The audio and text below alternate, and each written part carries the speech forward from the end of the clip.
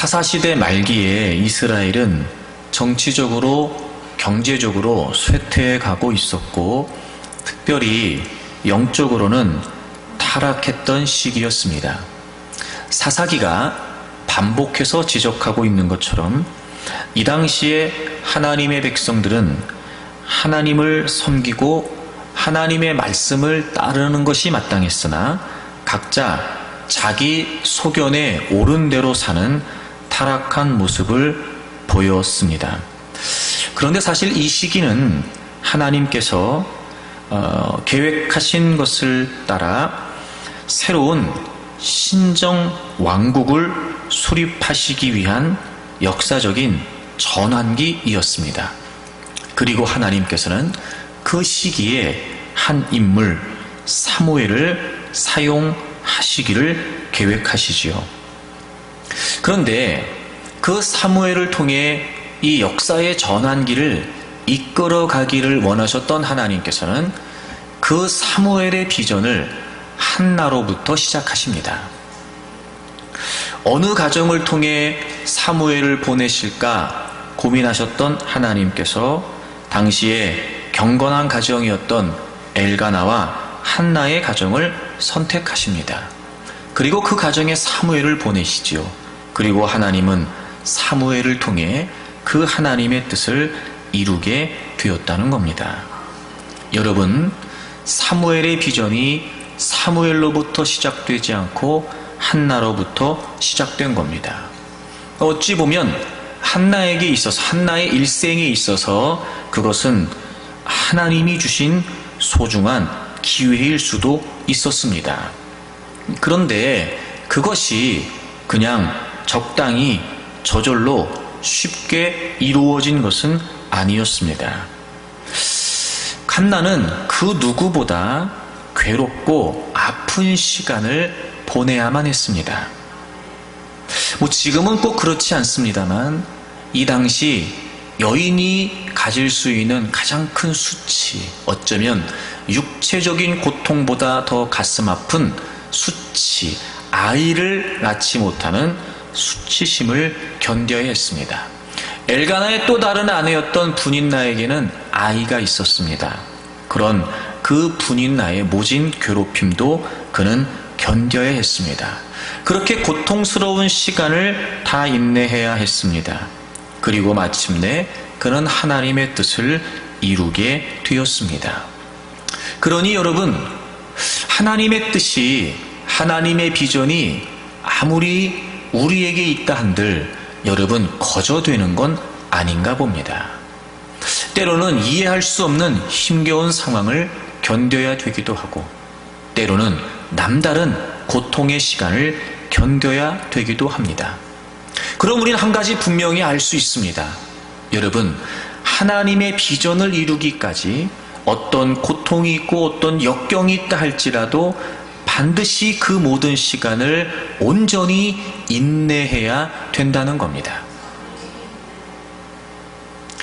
혹시 여러분의 삶도 그렇지 않을까요? 저는 그렇게 믿습니다. 우리가 이 땅에 생명을 가지고 존재하는 한 저는 여전히 하나님의 기대는 우리에게 계속되고 있다고 믿습니다. 생명의 주관자이신 하나님께서 데려가지 않으시고 여전히 살게 하시는 걸 보면, 우리의 생명을 연장하여 존재케 하시는 걸 보면 하나님은 여전히 우리에게 기대하고 계시다는 겁니다. 그러므로 저와 여러분을, 그리고 우리 교회를 향하신 하나님의 비전은 저는 분명히 있다고 확신합니다. 그냥 되지 않는다는 거지요. 거저 되지 않는다는 겁니다. 여러분, 어찌 보면 그래서 고난과 고통이라고 하는 시간 때문에 자신의 인생을 자포자기 하는 건 하나님의 비전을 이룰 수 있는 기회를 잃어버리는 것과도 같습니다. 남달리 가슴 아픈 시간을 오래 보낸다고 하여 인생을 될 대로 되라, 모르겠다, 적당히 사는 건 하나님의 비전을 이루어갈 수 있는 기회를 잃어버리게 된다는 겁니다. 그러므로 저는 여러분들이 여러분을 향하신 하나님의 비전이 있다는 사실을 확신하고 그 어떤 어려움과 고난의 시간들 또한 여러분이 잘 인내하여 한나가 그랬던 것처럼 마침내 하나님의 뜻을 이루어드리는, 하나님의 비전을 이루어드리는 그런 복된 삶이 되기를 바랍니다.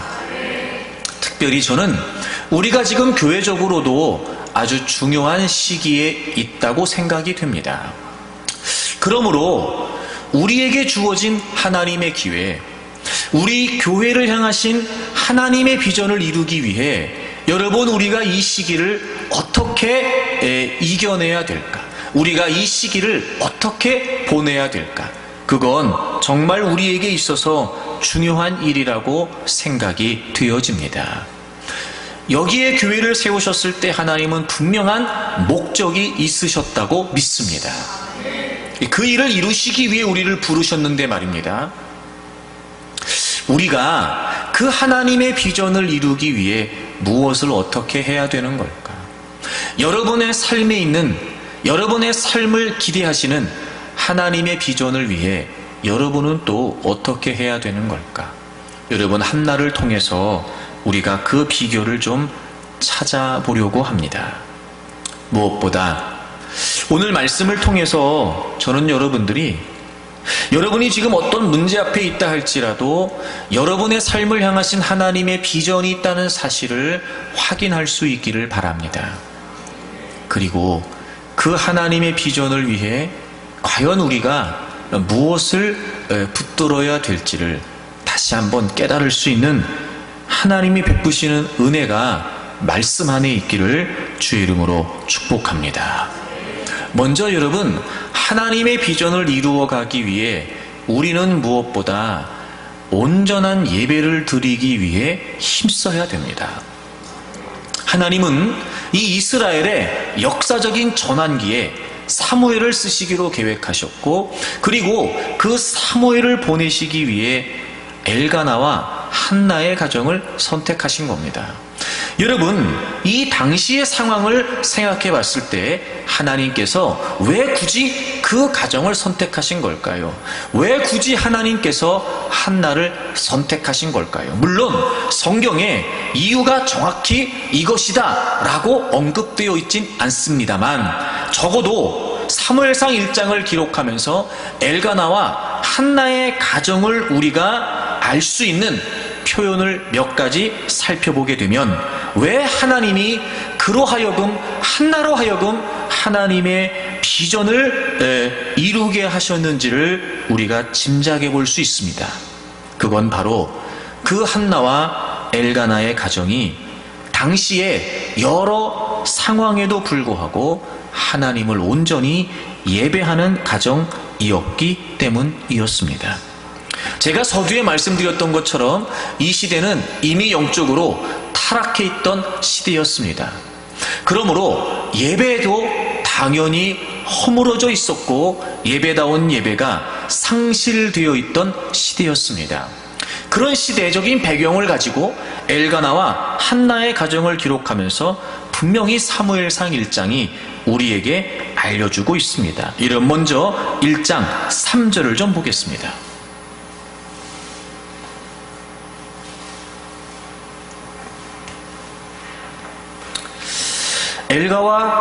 엘가나와 한나를 소개하면서 3절에 보시면, 이 사람이 매년 자기 성읍에서 나와서 실로에 올라가서 만군의 여호와께 예배하고 제사를 드렸습니다.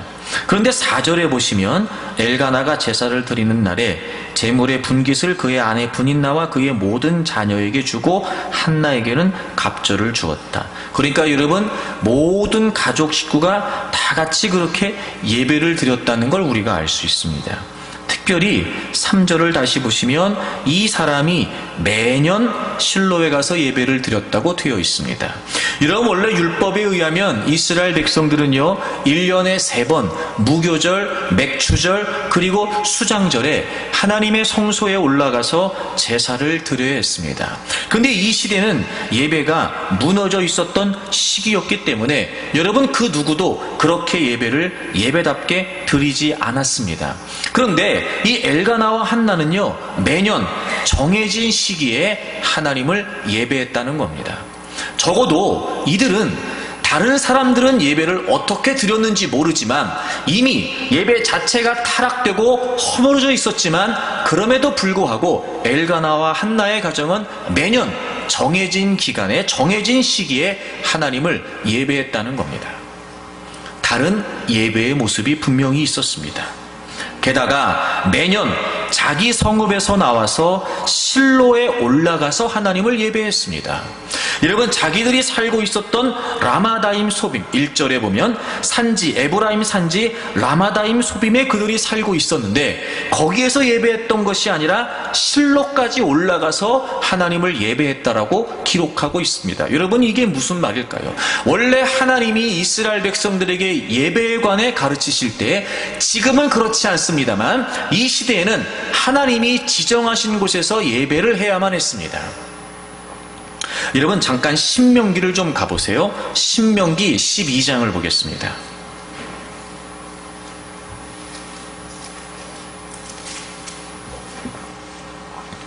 우리 5절을 다 같이 좀 읽을까요? 구약성경 280페이지 신명기 12장 5절입니다.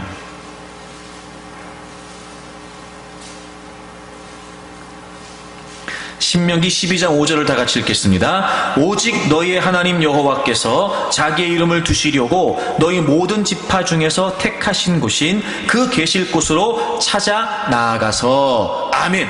그리고 6절부터 보면 번제를 드려라, 11조를 드려라, 각 자손들이 다 나와서 예배를 드려라, 이렇게 기록하고 있습니다. 여러분, 지금은 그렇지 않습니다만 이 시대에는 분명히 하나님께서 자기의 이름을 두시려고 지정한 그 장소, 하나님이 지정하신 그곳에서만 예배할 수 있게 되어 있었습니다. 그런데 여러분, 이 시대는 그렇지 않았습니다. 우리가 단적으로 사사기 17장에 보면 미가가 등장하게 되는데, 이런 미가는요 자신의 집에 개인 산당을 만들어 놨습니다. 개인 신당을 만들어 놓고 거기서 자기가 예배를 드렸습니다. 심지어는요 제사장도 한 레위인을 자기가 개인적으로 고용하여 자신의 개인 제사장을 두고 자기 마음대로 예배를 드렸습니다. 그런 시대였습니다. 이미 예배가 하나님이 정하신 대로, 하나님이 명령하신 대로 드려지지 않고 예배 자체가 허물어져 있었던 시기였습니다. 그럼에도 불구하고 많은 사람들이 그렇게 예배답지 않은 예배를 드렸던 시대였음에도 불구하고 엘가나와 한나는 실로까지 가서, 여러분, 여기 실로는요 하나님의 법궤가 있는 성소가 있는 곳이었습니다. 직접 그곳에까지 나아가서 하나님을 예배했다는 겁니다. 엘가나와 한나가 살고 있었던 이 라마다임 소빔에서부터 여러분 실로까지는 약 24km에서 26km 정도의 거리라고 합니다. 물론 그 거리가 지금은 그렇게 먼 거리가 아닙니다. 그저 여러분 차를 타고 가면은 말입니다, 뭐 한 30-40분이면 그 충분히 갈 수 있는 그런 거리이지요. 하지만 이 당시에 24km, 26km는요 짧은 거리가 아닙니다. 식구들을 다 데리고 제사할 그런 다양한 많은 것들을 다 챙겨서 아마 모르긴 몰라도요 며칠 길을 오고 갔을 겁니다. 그런데도 많은 사람들이 그렇게 하는 것처럼 적당히 예배하지 않고 하나님께서 명령하신 대로 그들은 예배를 드렸다는 겁니다. 거기다가 그들이 예배했던 모습을 오늘 성경은 이렇게 기록하고 있습니다. 3절을 다시 보시면 실로에 올라가서 만군의 여호와께 예배하고 제사했답니다. 그냥 하나님께 예배했다고 하지 않고 만군의 여호와라고 하는 표현을 쓰고 있습니다. 여러분이 만군의 여호와라고 하는 표현이 무슨 말이냐면 창조주이시고 주관자이신 하나님이시라는 뜻입니다. 모든 것을, 모든 세력을 관할하시는 하나님의 전 우주적인 통치권을 포괄하는 단어입니다. 만군의 여호와. 다시 말하면 그들은 적어도 엘가나와 한나는 하나님을 예배함에 있어서 예배의 대상이신 하나님께서 어떤 분이신지를 분명히 알고 예배했다는 겁니다.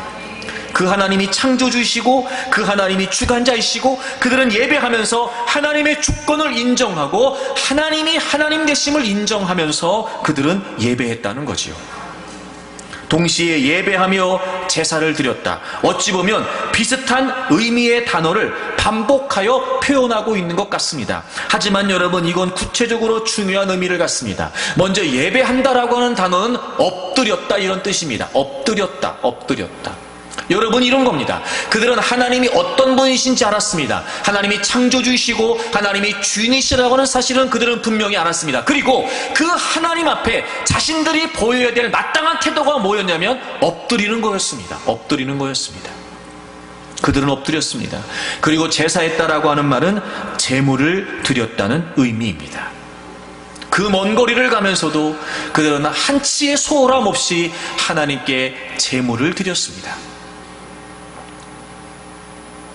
이미 예배가 허물어졌던 시대, 각자 자기 소견에 옳은 대로 행했던 타락한 시대, 하나님은 이 역사의 전환기에 사무엘을 쓰시기 위해 왜 굳이 엘가나와 한나의 가정을 선택하신 걸까요?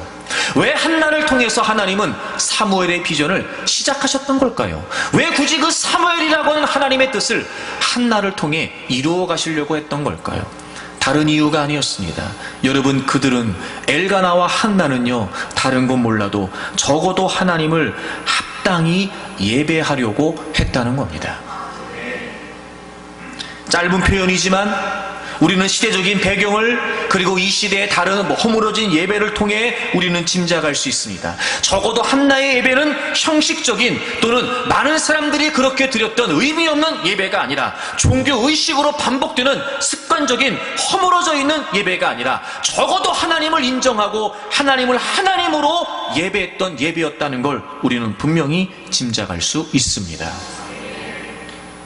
합당한 예배, 하나님을 하나님으로 인정하는 예배. 여러분, 적어도 한나는 그렇게 하나님을 예배하는 사람이었습니다. 사랑하는 여러분, 분명히 기억하십시오. 여러분이 정말 하나님의 비전을 이루어가는 사람이 되기를 원한다면, 어떤 어려움과 어떤 역경에도 불구하고 마침내 하나님의 비전을 이루는 하나님의 사람으로, 하나님의 도구로 살아가기를 원한다면 그 무엇보다 여러분, 우리는 예배를 합당히 드려야 됩니다. 왜 그럴까요, 여러분? 왜 이렇게 예배를 통해서 예배를 드리는, 무엇보다 하나님을 하나님으로 인정하여 예배를 힘쓰는 사람을 통해 하나님은 일하시겠습니까? 여러분, 예배 자리가 분명해야 하나님을 잃어버리지 않을 수 있기 때문에 그렇습니다.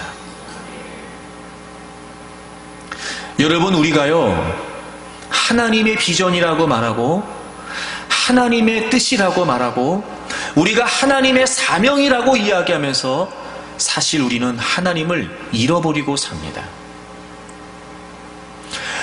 하나님의 비전이라고 시작했는데 어느 순간 그건 내 비전이 되어 있습니다.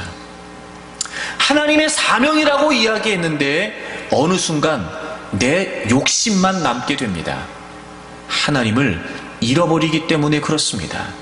그도 그럴 것이, 우리가 하나님의 비전을 향해 우리의 인생을 시작하지만 여러분, 우리의 삶에 도사리고 있는 수많은 많은 상황들과 형편들은요, 끊임없이 우리를 흔들어 놓습니다. 온전히 하나님의 비전을 바라보지 못하도록 우리로 하여금 자꾸 시야를 가로막습니다. 하나님을 잃어버리게 하는 겁니다. 분명한 목적을 놓치게 하는 겁니다. 분명한 가치를 상실하게 만드는 겁니다. 그래서 여러분, 어떤 상황에서도 어떤 자리에서도 하나님의 비전을 이루어가기를 원한다면 우리는 예배의 자리를 통해 하나님을 잃어버리지 말아야 합니다. 그러므로 여러분, 자꾸 끊임없이 우리의 예배가 어떤 이유에서의 예배가 되어야 되냐면, 하나님 그분을 놓치지 않기 위해, 하나님 그분을 더 분명히 하고, 하나님 그분이 어떤 분인지, 하나님 그분이 어떤 존재이신지, 그리고 마땅히 우리는 예배 자리에서 하나님이 하나님 되심을 인정하고 하나님께 합당한 예배를 드리기 위해 힘써 하나님을 잃어버리지 말아야 합니다. 그래서 예배가 중요합니다. 너무 안타까운 사실은요, 우리가 하나님을 예배하기 위해 모여있으나 정작 우리의 중심에 하나님은 계시지 않습니다. 여러분 생각해 보십시오. 하나님을 예배한다고 모인 예배의 자리에서조차 하나님을 잃어버리고 있으니 여러분 삶에서 하나님은 마땅히 안 계신 겁니다. 그러니 어찌 그런 자가 하나님의 비전을 이야기할 수 있고 어찌 그런 인생이 하나님의 비전을 이룰 수 있겠냐 말입니다. 여러분 잊지 마십시오. 저는 여러분들이 하나님을 잃어버리지 않는, 하나님이 분명한, 그래서 그 하나님을 합당히 예배하는 온전한 예배를 힘쓰는 자들이 되기를 바랍니다. 여러분 시편 63편을 좀 찾아보겠습니다.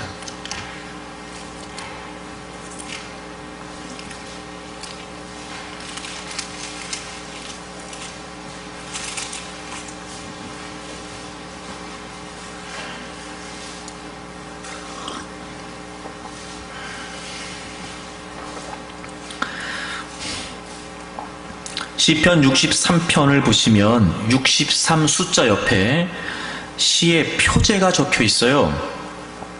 다윗의 시 이렇게 되어 있고 유다 광야에 있을 때 이렇게 되어 있습니다.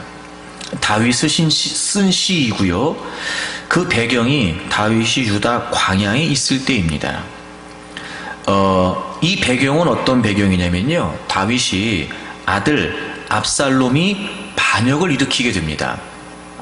그래서 다윗이 궁궐을 지키지 못하고 아들 압살롬의 반역을 피해서 광야로 피신해가는 상황을 배경으로 갖고 있습니다. 여러분 생각을 해보십시오. 다른 사람도 아니고 아들이 반역을 일으켜서 아버지가 궁궐을 떠나 광야로 사막으로 지금 피신을 하게 되는 상황인 겁니다. 다윗의 심정이 여러분 좀 이해가 되십니까? 그가 이렇게 표현을 합니다. 1절에 보시면 중간에 물이 없어 마르고 황폐한 땅에서 이렇게 되어 있습니다. 그의 심정을 짐작해 볼 수 있는 대목이죠. 물이 없어 마르고 황폐한 땅에서. 그러니까 여러분 이런 겁니다. 지금 그가 광야에 쫓겨가 있는 겁니다. 근데 그 광야가 마치 지금 자신의 상황인 것처럼 느껴지는 거예요. 광야가 그런 것처럼 지금 자신의 인생이 그런 처지가 돼버린 겁니다. 그런데 놀라운 것은 그런 중에도 다윗은 도무지 상상할 수 없는 고백들을 되풀이하고 있습니다. 1절을 보세요. 하나님이여 주는 나의 하나님이시라. 여러분 이 시작부터가 참 놀라운 고백이라고 여겨지지 않습니까? 아들이 반역을 일으켰어요. 그리고 쫓겨갔습니다. 그리고 그 황량한 사막에 던져져 있습니다. 근데 거기서도 지금 다윗은요 하나님이 나의 하나님이시라는 겁니다. 여러분 우리 같으면 쉽지 않죠. 이런 상황에 하나님이 나의 하나님이라고 하겠습니까? 우리 같으면 여러분 하나님 어디 있냐고 난리를 쳤겠지요. 하나님 도대체 왜 나한테 다른 사람도 아니고 아들이 반역을 일으켜 이런 처지를 겪게 하냐고 우리 같으면 그러지 않겠습니까? 근데 다윗은 그렇게 고백하는 거예요. 게다가 여러분 다윗이 이런 고백을 합니다. 내가 간절히 주를 찾습니다. 내가 간절히 주를 찾습니다. 그 다음에 내 영혼이 주를 갈망합니다. 내 육체가 주를 앙모합니다. 여러분 이런 상황에 우리가 주님을 찾는 이유는 그런 겁니다.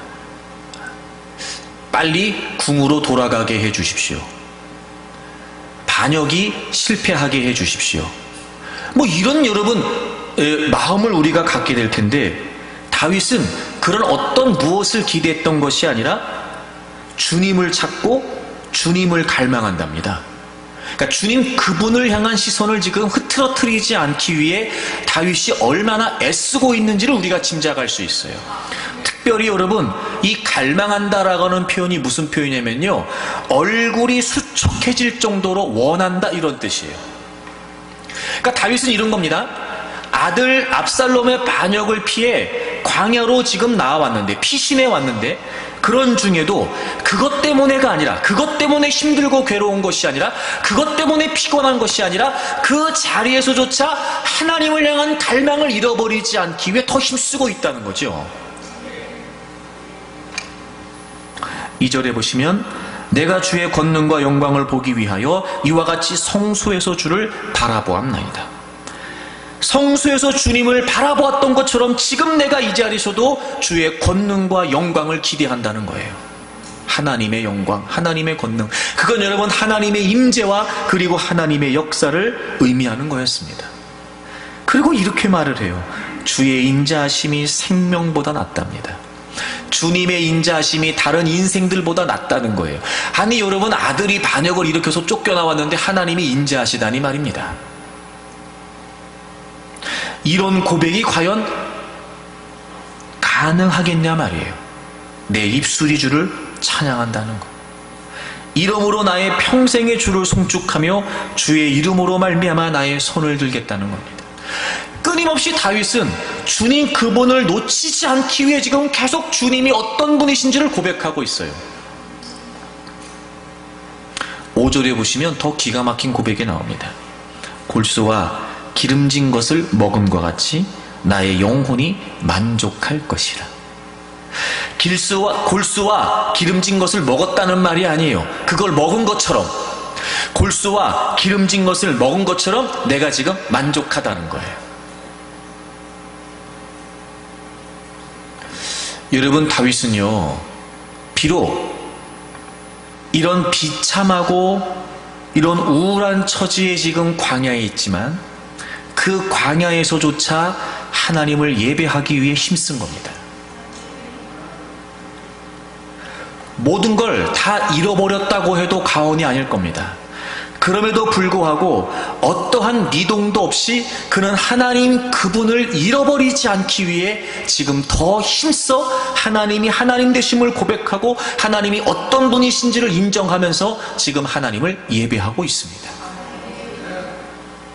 우리 인생에서 예배가 왜 중요하냐면요, 어떤 상황에서도 흔들림 없이 하나님을 잃어버리지 않으려면 우리에겐 반드시 예배다운 예배가 있어야 됩니다. 근데 우리는요, 거꾸로 합니다. 오늘은 예배를 드릴 기분이 아니라는 겁니다. 오늘은 예배 드릴 맛이 안 난다는 겁니다. 여러분, 그래서 예배가 안 되는 게 아니고요, 예배가 안 되니까 인생이 무너지는 거예요. 하나님을 잃어버리게 되면, 하나님을 놓쳐버리게 되면 우리 인생에 그 어느 곳에 기쁨이 있고 만족이 있고 소망이 있겠습니까? 그런데 우리는 자꾸 주어지는 상황 때문에 하나님을 잃어버리는 것조차 우리가 깨닫지 못하고 점점 여러분, 예배조차 허물어지면서 인생이 허물어지게 되는 겁니다. 제가 예배를 얘기할 때마다 끊임없이 여러분에게 반복하지만, 여러분, 우리가 정말 심각하게 고려하고 고민해야 될 일이 뭐냐면요, 내가 예배하는 이 자리에 정말 내가 하나님을 의식하고 있냐 말입니다. 우리는 예배한다고, 하나님을 예배한다고 하면서도요, 하나님을 잃어버리고 있습니다.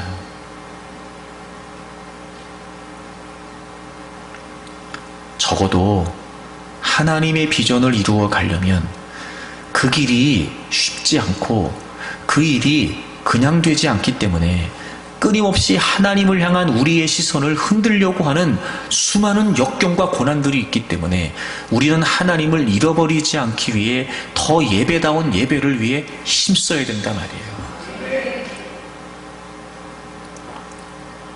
저는 여러분들이 형식적인 예배, 허물어진 예배, 예배답지 않은 예배를 드릴 것이 아니라 정말 그런 삶의 자리에도 불구하고, 그런 여러 가지 형편임에도 불구하고 하나님의 비전을 위해, 하나님을 잃어버리지 않기 위해 더 그럴수록 예배다운 예배를 위해 힘쓰는 분들이 되기를 바랍니다. 우리가 지향해야 될 예배가 뭐냐면 그건 바로 하나님을 만나는 겁니다.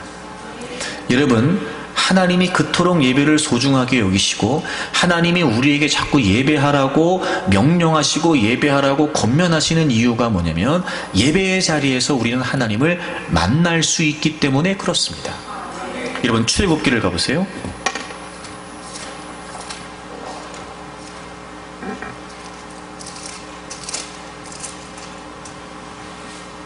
출애굽기 29장을 보겠습니다.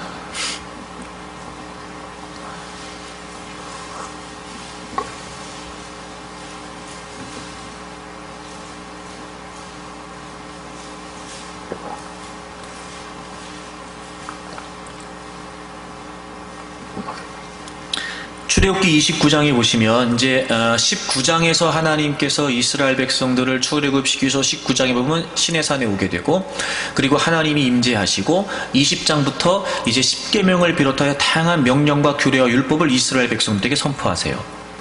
특별히 제사에 관한 또 제물에 관한 그 다음에 성소에 관한 그리고 성막에 관한 그리고 제사에 관한 이런 여러 가지 예배와 관련된 규례들을 다 말씀하십니다. 그리고 여러분 29장 42절을 보겠습니다. 29장 42절 보세요. 이는 너희가 대대로 여호와 앞 회막문에서 늘 드릴 번제라. 내가 거기서 너희와 뭐하고? 만나고 그런 다양한 명령과 규례를 통해 하나님이 예배하라고 하셨어요. 그러면서 하나님이 뭐라고 말씀하시냐면 이는 너희가 대대로 여호와 앞 회막문에서 늘 드릴 번제라. 내가 거기서 너희와 만난다. 43절 내가 거기서 이스라엘 자손을 만나리니. 여러분 예배 뭐냐? 하나님이 왜 우리에게 예배를 드리도록 왜 하나님이 우리에게 예배의 자리에 나오도록 말씀하셨냐면 하나님은 그 자리에서 우리를 만나시겠다는 거예요. 그래서 여러분 42절에 또 44절에 영거포 성막을 성막이라고 하지 않고 회막이라고 합니다. 회막 말 그대로 미팅 텐트예요. 만나는 장소라는 뜻이에요. 여러분 하나님은 우리 인간이 우리의 방법으로 우리의 노력으로 하나님 앞에 나아갈 수 없었기 때문에 구약시대 때 다양한 제사를 통해 다양한 제사의 방식들을 통해 그렇게 내가 너희들에게 명령한 것을 따라 내 앞에 나와라. 그러면 내가 너희들을 만나주겠다는 거예요. 그럼 왜 그런 다양한 규례들이 필요했던 거냐면 우리 죄인인 인간이 하나님 앞으로 나아가서 하나님을 만나야 되기 때문이었어요. 그러니까 구약에 나와 있는 이 다양한 제사의 복잡하고 엄격한 제사의 규례의 이유가 뭐였냐면 하나님을 만나기 위함이었어요. 하나님은 그렇게 우리를 하나님 앞에 오게 하셔서 그 예배를 통해 우리를 만나시겠다는 거예요. 여러분 예배의 초점은 하나님을 만나는 거예요. 존재와 존재가 만나는 거라고요. 그래서 구약시대 때는요 그 만남을 위해서 다양한 그리고 엄격한 복잡한 그런 제사의 절차가 필요했습니다. 지금은 그것도 필요 없어요. 예수 그리스도께서 이 모든 것을 다 완성해 주셨습니다.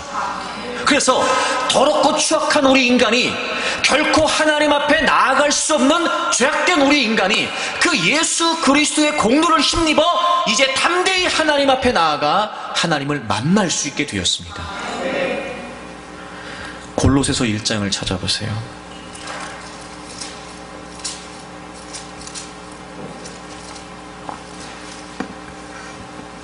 신약성경 324페이지입니다.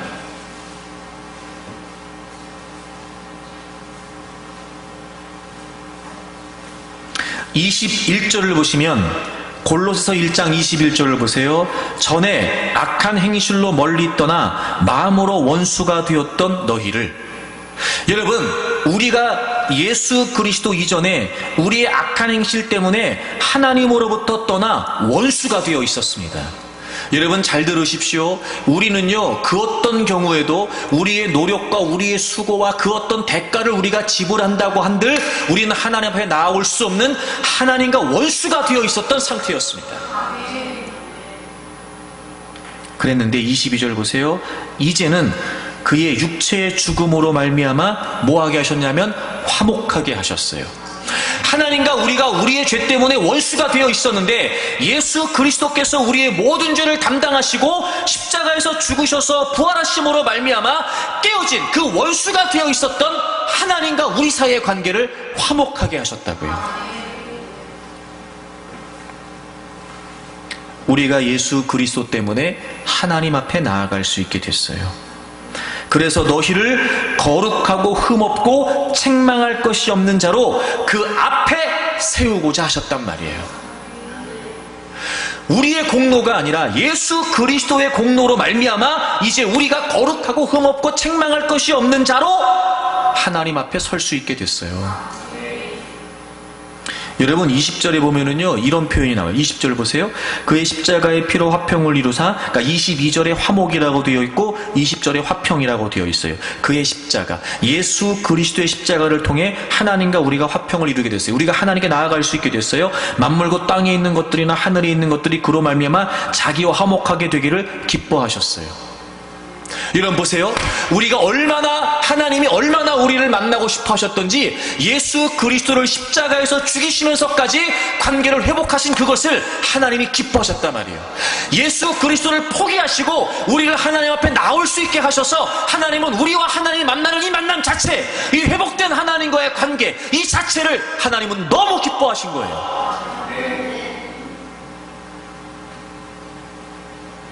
예배의 본질, 우리가 예배를 통해 궁극적으로 추구해 가야 될 것이 뭐냐? 하나님을 만나는 거예요. 또 반복하여 여러분에게 말씀을 드립니다. 왜 예배가 예배다워지지 않느냐? 예배를 통해 하나님을 만나지 못하기 때문에 그래요.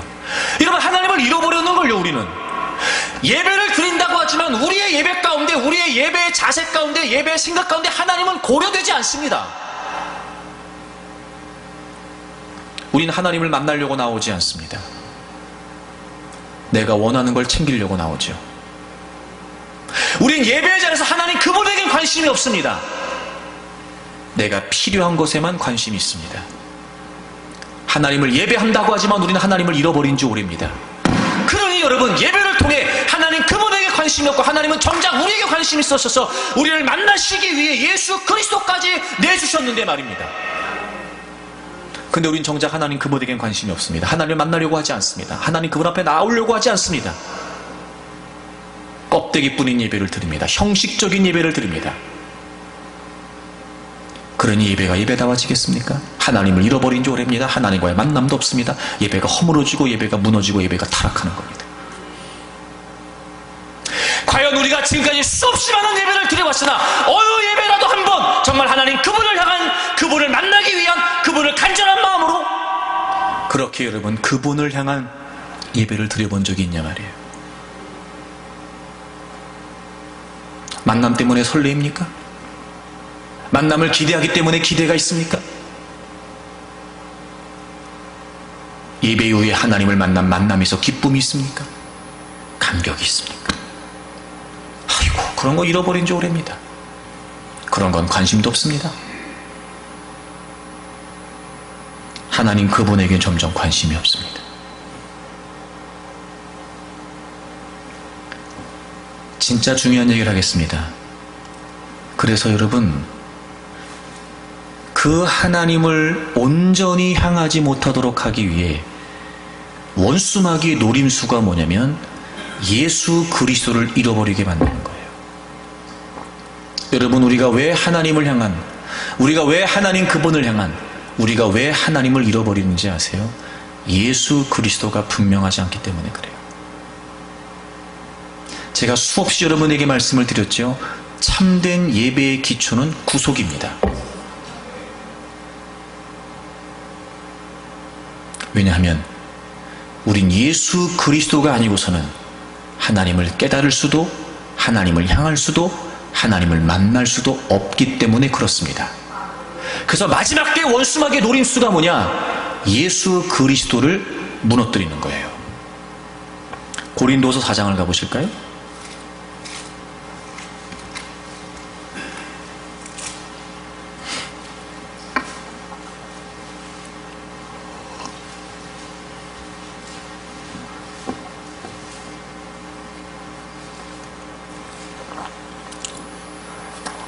고린도서 4장을 가보세요. 6절에 보시면 어두운 데에 빛이 빛이라 말씀하셨던 그 하나님께서, 창조주 하나님께서 예수 그리스도의 얼굴에 있는 하나님의 영광을 아는 빛을 우리 마음에 비추셨어요. 자, 하나님의 영광을 아는 빛이 어디에 있답니까? 예수 그리스도의 얼굴에 있답니다. 하나님의 영광을 아는 빛이 어디에 있냐면 예수 그리스도의 얼굴에 있대요. 예수 그리스도의 얼굴에 있는 하나님의 영광을 아는 빛을 하나님이 우리 마음에 비추셨어요. 하나님의 영광을 우리가 어떻게 깨닫냐면, 하나님 그분의 영광을 우리가 어떻게 알 수 있냐면 예수 그리스도를 통해서란 말이에요. 그런데 4절을 보세요. 그 중에 이 세상의 신이 믿지 아니하는 자들의 마음을 혼미하게 하여 예수 그리스도를 통해, 그러니까 예수 그리스도 통해 하나님의 영광을 아는 빛을 우리 마음에 비춰주셨는데, 사단이 노리는 게 뭐냐? 우리의 마음을 혼미하게 하는 겁니다. 우리의 존재를 혼미하게 합니다. 그래서 노리는 게 뭐냐면 그리스도의 영광의 복음의 광채가 비치지 못하게 하는 거예요. 그리스도는 하나님의 형상이십니다. 여러분, 우리는 예수 그리스도가 아니고선 하나님을 알 수 없습니다. 우린 예수 그리스도가 아니고선 하나님을 깨달을 수 없습니다. 예수 그리스도가 아니고선 하나님을 만날 수 없습니다. 근데 원수마귀의 노림수가 뭐냐면 우리를 자꾸 혼미하게 해요. 혼란스럽게 해요. 자꾸 우리를 여러분 복잡하게 만들어요. 그래서 온전히 그리스도의 영광의 복음의 광채가 우리에게 비치지 못하게 합니다.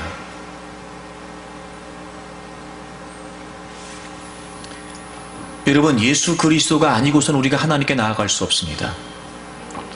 예수 그리스도의 공로가 아니고서는 우리가 하나님 앞에 설 수가 없습니다. 그러니 예수 그리스도가 가리워지게 되면 우리는 하나님께로 나아갈 수 없습니다. 여러분, 잊지 마십시오. 여러분이 하나님을 깨닫는 거 아니에요. 여러분의 지식으로 하나님을 아는 거 아니고요. 무턱대고 그냥 여러분 내가 하나님께 나왔으니까 하나님 나를, 이런 차원이 아닙니다. 그러니까 하나님 그분이 성경에 나와 있는 예수 그리스도 안에서 하나님을 깨닫게 되는 것이 아니라 하나님을 섬기는 것조차 내 마음대로 되는 겁니다. 내 경험에 의한 하나님, 내 기대에 의한 하나님을 우리가 만들어 놓고, 그리고 우리의 의지와 우리의 필요와 우리의 욕심에 따라 하나님을 믿습니다. 여러분, 이건 우상숭배죠. 그래서 원수마귀가요, 예수 그리스도를 자꾸 희미하게 하는 겁니다. 참된 예배의 기초는 구속이에요. 구원의 은혜, 구원의 감격, 구원의 그 복음의 정체성, 복음의 가치, 여러분 그 예수 그리스도 없이 우리는 하나님을 온전히 예배할 수 없단 말입니다. 왜냐하면 예배는 하나님을 만나는 것이기 때문에 그래요. 요한복음 4장을 가보실래요?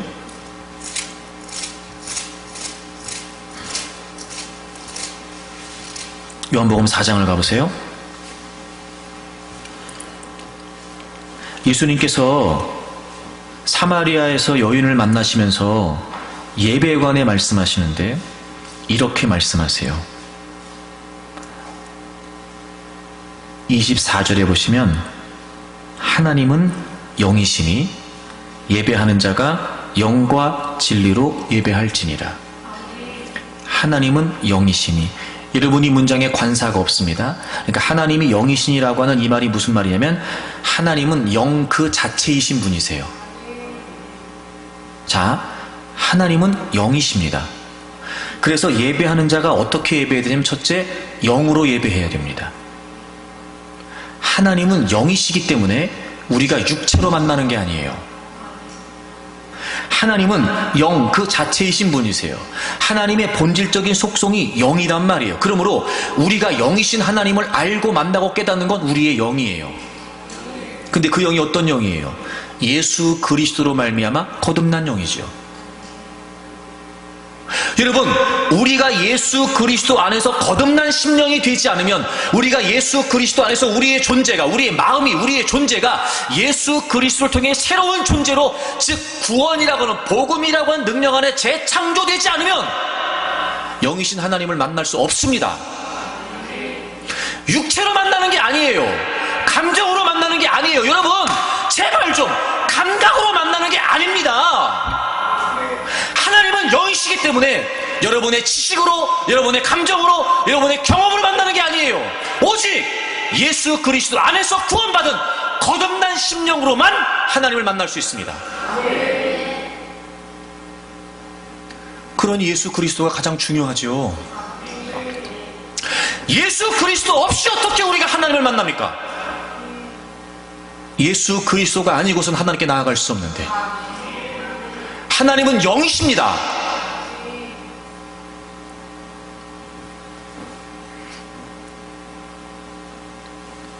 그래서 여러분, 영이신 하나님을 우리가 온전히 만나기 위해 예수 그리스도 안에서 거듭난 심령이 되는 것이 먼저란 말이에요.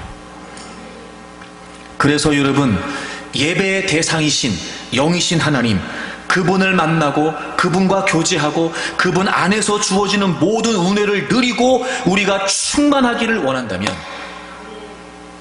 거듭난 심령, 그 거듭난 우리의 존재 그 자체가 하나님 앞에 나아가야 되는 거예요. 진정한 예배는 우리의 마음에서 일어나게 됩니다. 마음이 없이는, 즉 예수 그리스도의 이름으로 구원받은 우리의 전 존재가 하나님께로 나아가지 않으면 그건 예배가 아닙니다. 연극입니다. 연극. 뭔지 아시죠? 실제 그 사람이 아니면서 배역을 맡아 연기하는 겁니다. 여러분, 우리는요, 완벽하지 않아도 하나님을 예배할 수 있습니다. 하지만 우리의 존재가 하나님께 나아가는 진심이 없이는 예배할 수 없습니다. 형식에 참여하고 순서에 따르고 때로는 분위기와 다양한 여러 가지 방법들을 통하여 예배를 드리는 우리의 존재와 우리의 마음을 하나님 앞에 표현할 수 있고, 그렇게 할 수 있도록 그런 다양한 많은 상황들이 도움을 줄 수는 있겠지만, 그 어떤 것도 하나님을 예배하는 우리의 진정한 중심을 대신할 수 없습니다.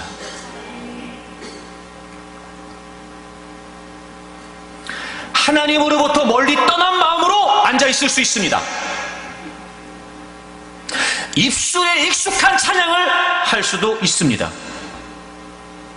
화려한 미사여구를 동원하여 기도할 수 있습니다. 하지만 우리의 중심이 하나님 앞에 나아가지 않는다면, 예수 그리스도의 이름으로 우리의 전 존재가 하나님께 나아가지 않는다면, 그건 여러분 예배일 수 없습니다.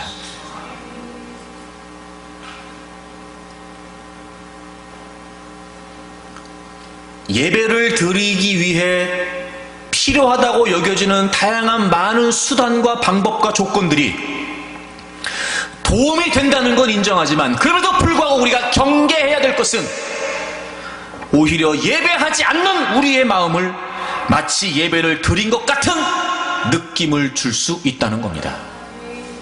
착각하지 마십시오. 이사야 29장을 찾아볼까요?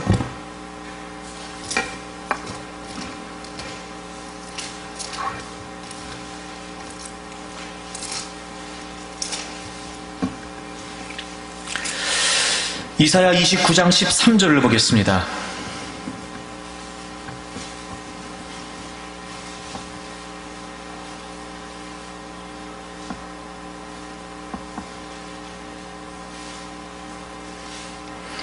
이사야 29장 13절, 주께서 이르시되 이 백성이 입술로는 나를 가까이하며 입술로는 나를 공경하나 그들의 마음은 내게서 멀리 떠났나니 그들이 나를 경외함은 사람의 계명으로 가르침을 받았을 뿐이라. 하나님이 이스라엘 백성들의 예배에 관해 말씀하십니다. 입술로는 가까이하고 입술로는 공경하는데 마음은 떠났다는 겁니다.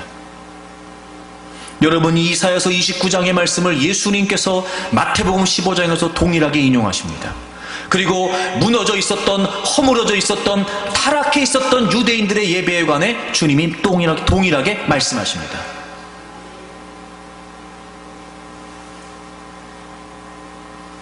예배는 하나님을 만나는 거기 때문에 그렇습니다. 구원받은 우리의 전 존재, 전 인격, 즉 우리 마음, 이것이 없이는 결코 예배할 수 없습니다. 찬양이 익숙합니까? 예배 순서에 이제 여러분 아무런 거리낌이 없으십니까? 그저 따라서 기도가 됩니까? 예배 자리에 있습니까? 습관처럼 나와 앉아 있습니까? 이런 마음이 떠났다면 오히려 그 모습들이 예배에 대한 경멸을 초래할 수도 있습니다. 예배일 수 없습니다. 보세요. 하나님을 잃어버립니다. 예배도 무너집니다. 하나님의 비전이 되겠습니까?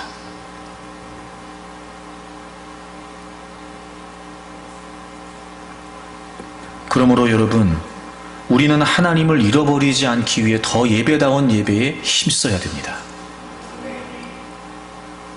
이 시대의 문제는, 모든 그리스도인들의 실패는 예배의 실패입니다.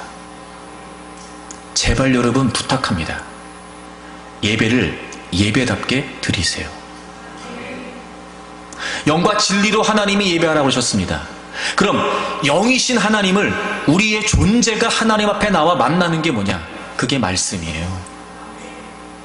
하나님은 이렇게 예배하는 자들을 찾으십니다. 영과 진리로. 즉 예배라고 하는 것은요, 우리의 전 존재가 하나님 앞에 나와 예수 그리스도 안에서 우리에게 주어진 이 하나님의 말씀 앞에 우리가 존재적으로 반응하는 거예요. 그러므로 말씀이 없이는, 말씀에 대한 의지적인 반응이 없이는 여러분, 우리가 합당한 예배를 드릴 수 없습니다. 하나님, 제가 지금 하나님 앞에 나와 있습니다. 그러므로 하나님의 말씀 앞에 제가 있습니다. 말씀하시는 그 하나님의 말씀을 따라 제가 반응하겠습니다. 그 말씀 앞에 진지하고 진실되고 합당한 반응을 보이는 것, 그것이 예배란 말이에요. 여러분, 예배는 감정이 아닙니다. 예배는 감정이 아니에요. 예배는 하나님의 진리, 그 하나님의 말씀 앞에 우리가 의지적으로 반응하는 결정이지, 예배는 감정이 아니에요. 그러므로 우리는 하나님의 말씀에 집중해야 됩니다. 감정이 우리의 기분을 좋게 할 수는 있습니다. 하지만 감정이 우리를 온전히 예배하게 하지 못합니다. 진리가 하나님을 예배하게 하는 거예요. 그래서 끊임없이 우리는 영과 진리로 하나님을 바르게 예배함으로 여러분, 우리가 하나님을 잃어버리지 않기 위해 힘써야 됩니다. 몇 주 전에 우리가 말씀을 나눴던 것 같은데요, 가인과 아벨의 예배 말입니다. 두 형제가 동시에 예배를 드립니다. 가인은 농사를 짓는 사람이었기 때문에 땅의 소산물로 예배를 드렸고, 아벨은 짐승을, 양을 기르는 사람이었기 때문에 양의 새끼를 가지고 제물로 하나님께 예배를 드립니다. 그런데 하나님께서 어찌된 이유인지 아벨의 예배는 받으셨지만 가인의 예배는 받지 않으셨습니다. 이유는 뭐였냐면, 아벨과 가인에게 있어서 하나님 그분을 인정하는 태도가 달랐기 때문이었습니다. 아벨은 하나님이 어떤 분이신지가 분명했기 때문에 양의 첫 새끼와 기름으로 드립니다. 첫 것을 드린다는 건 최고의 의미를 가지며 첫 것을 드린다는 건 전부의 의미를 갖습니다. 즉 아벨에게 있어서 하나님은 최고이셨고 전부이셨습니다. 동시에 기름을 드렸습니다. 기름을 드린다는 건 가장 좋은 걸 드린다는 의미입니다. 아벨에게 있어서 하나님은 그런 분이셨습니다. 아벨은 한 번의 제사였지만 그 제사를 통해 하나님이 어떤 분이신지를 인정하고 하나님을 하나님으로 고백하여 예배했습니다. 가인은 땅의 소산물을 가지고 하나님께 제물을 드렸습니다. 그런데 그냥 땅의 소산물이었습니다. 동시에 하나님을 향한 그의 태도를 엿볼 수 있는 표현이 등장합니다. 하나님이 가인 자신의 예배를 받지 않으셨다는 사실을 알게 되고 가인은 몹시 화를 냅니다. 안색이 변할 정도로 말이죠. 거기서 안색이 변했다는 표현은 화가 나서 얼굴이 굳었다 이런 표현입니다.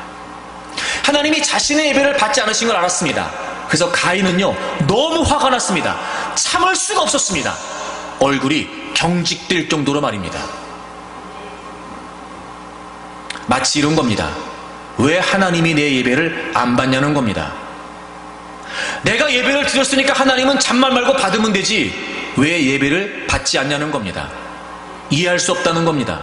받아들일 수 없다는 겁니다. 수용할 수 없다는 겁니다. 가인이 그런 태도를 보였던 이유는 자신의 예배를 받지 않으신 하나님의 결정을 자기가 수용하지 못하겠다는 겁니다. 자신의 예배를 받지 않으셨던 그 하나님을 자기는 받아들일 수 없다는 겁니다. 만약에 가인이 정말 하나님이 어떤 분이신지를 알고 하나님이 하나님 되신다는 사실을 인정했다면 자신의 예배를 받지 않으셨다는 그 하나님 앞에 그는 분명히 이렇게 하나님께 여쭙어야 됐습니다. 하나님, 무슨 이유이십니까? 하나님, 아벨의 예배와 저의 예배가 뭐가 달랐던 거지요? 제가 왜 하나님이 받지 않으시는 예배를 드렸는지 모르겠습니다. 하나님, 어떻게 하면 하나님이 받으시는 예배일까요? 하나님, 제가 잘못했습니다. 하나님, 제가 다시 예배를 드릴까요? 이게 마땅한 태도죠. 근데 가인에게 있어 하나님은 그런 분이 아니셨습니다. 그는 하나님을 하나님으로 인정하지 않습니다. 하나님을 하나님으로 합당히 여기지 않습니다. 그러니 자신의 예배를 받지 않으셨던 하나님 앞에 몹시도 참을 수 없을 만큼 분노한 겁니다.